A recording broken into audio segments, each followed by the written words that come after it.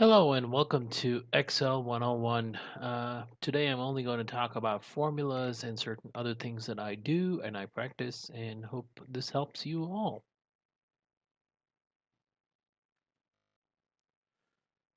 So we all know how to start a formula in Excel. We basically have to type the is equal to sign and then start typing in, like, let's do 100 plus 1, which is the result is 101. But however, if you want three different multiplications or three different mathematical symbols to happen, then that is plus 1 and let's say multiplied by 3, then you of course have to tell Excel where is the separator for this mathematical equation, or else it's going to assume that it's one single line item and give you 103, which means it has computed it with 1 multiplied by 3 and then plus 100 in that reverse order. So if you want to tell Excel that you are looking for 303, so then you have to say, I want 100 added to a 1, then that number multiplied by 3. So you got to use these little brackets to make Excel understand what you want to be computed and what you don't want to be computed. So similarly, let's say if we're trying to do a little more complex one where it says 100 should be added to 2 and then uh, let's say 1, and then it should be subtracted by 1, and then it should be multiplied by 3.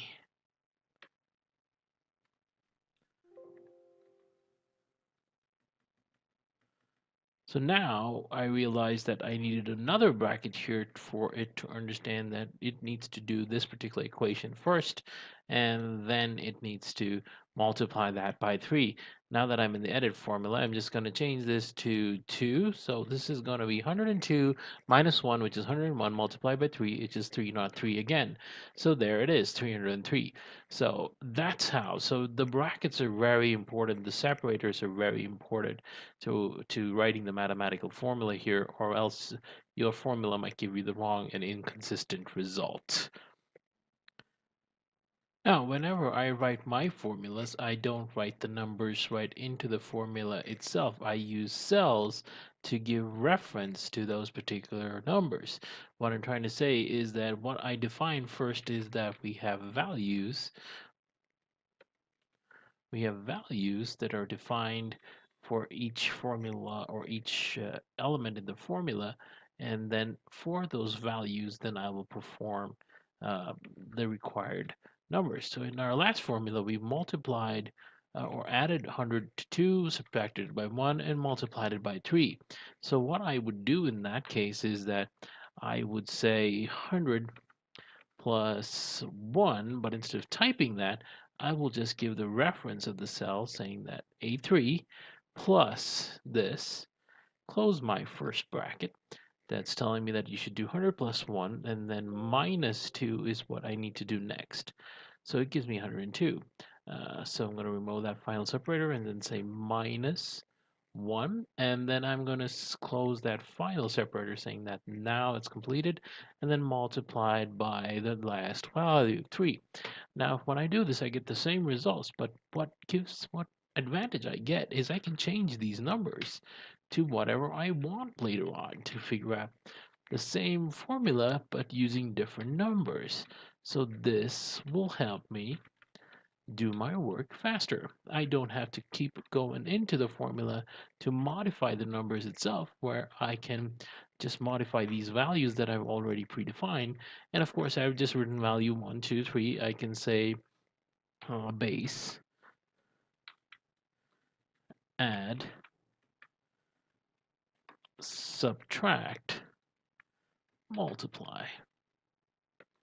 And then I can understand that this is the value getting added to this, subtracted by this, and then multiplied by this. And this is the result for that. So this is very simple for me to do. Now, if I wanted just the base value multiplied by 3, by 3, I can still get that done by removing everything else here. I just have to turn them into 0, and I can do it very fast.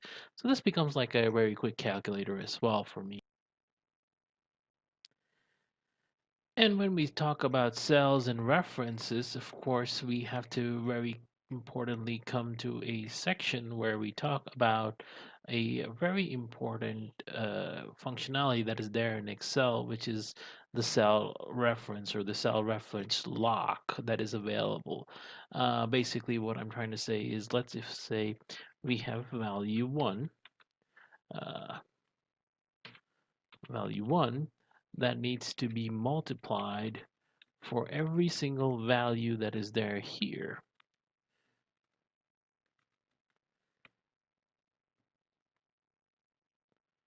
That is there here against each other. Now, the simple formula I would write is that 100, which is B7 in this case, multiplied by the value that is here, which is B7.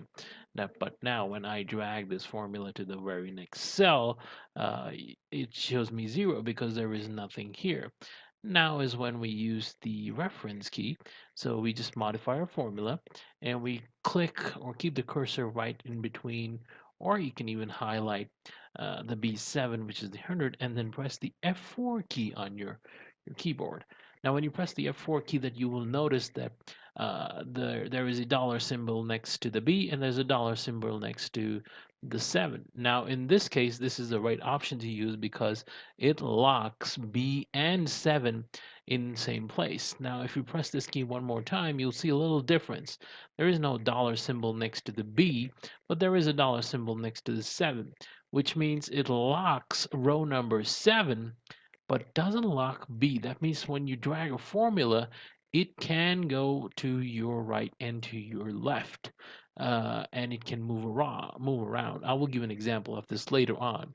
And if you look at the next option, that when you press F4 again, it locks B, but it doesn't lock 7, which means it can move up and down the formula, but it will stay in the row or in the column B. So there is none locked to the specific, locked so that can move between columns, and locked in such a way that it can only move in this particular uh, column and up and down in the rows. So those are the combinations. For now, let's use uh, the reference for B and 7. So it locks to that particular cell. And when I drag this down now, you will see that it multiplies every value into 100. Now, for the second example that I was going to give you, let me just move this whole set of data a little down. And there you go. And it's still the same. It's still referenced to that particular number. Now, as I do this, now I'm going to do is I'm going to put in 200 here, and then I'm going to drag this across so that we get a little more options. And then I'm going to drag this down.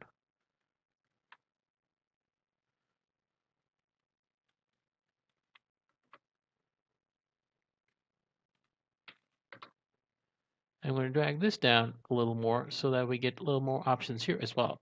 So we can try that reference formula that we have. So now what I'm going to do is I'm going to do this and then say multiplied by this. Now, in this situation, what I want to do is as I go down to the 4 or 5 characters that are here, I want this to move down the row or the column. So I'm going to lock it to B, and as I go down, the formula will change. So just to again explain an experiment, we go down here, and we come till here, and we go a little more down, and you'll see that it's 0. Now, if you look at the first formula, it is multiplied it by 100, second by 600, third by 700, fourth by 800, and fifth by 900. Now, if I drag this formula to the right, it's going to multiply 100 by 100. And then if I drag this down, again, it's going to keep that row. So if you move formulas around and you don't have a single reference like the one that we had in the first one here, What it's going to do is that it's going to move this. It's only going to allow the formula to move up and down. It doesn't allow it to go right and left. In the same sense, if I wanted to move the formula right and left and do the calculation here this way, all I had to do is go into this and then say again that, hey, I'm going to want it to move, stay, move A, B, C, and so on and so forth, but stay in this particular row and don't go down. So when I do this and I keep that formula like this, if I move it down, it's just going to keep it right there because it's not letting it go to the right and left. It will stay in multiplying it by 100. But when I do it across now, you'll notice that it multiplies this particular value into 100. Now I want to still do it with this. So what I have to do is refer this to this particular key only. So when I do this now, and I drag this downwards and to the right, what I will what you will see that is only doing it to 100, but I want it to go up and down here as well. So what do I do now? I again go back to saying that, hey, lock it in row D, don't let it move to E and F, and let it go up and down. So that is what I'm allowing it to do. So when I do it now, it's going to multiply that with each of these numbers. But when I do it to this side, it's going to multiply that number with this. So if you move it across more,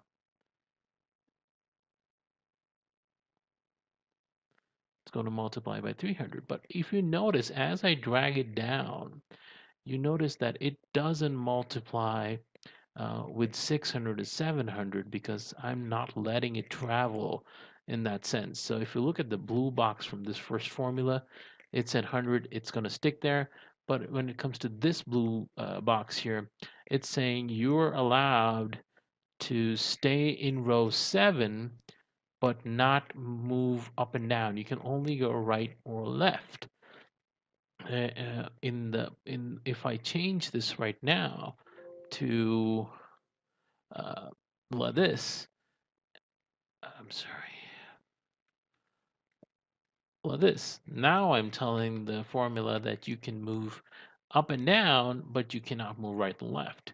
So when I do this now, it's still going to give me different values. And when I do this now, it's going to give me the same value because it's not allowed to go right and left.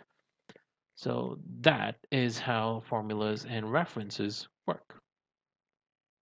And the usual message, don't forget to subscribe and click on the bell icon for notification of our new videos.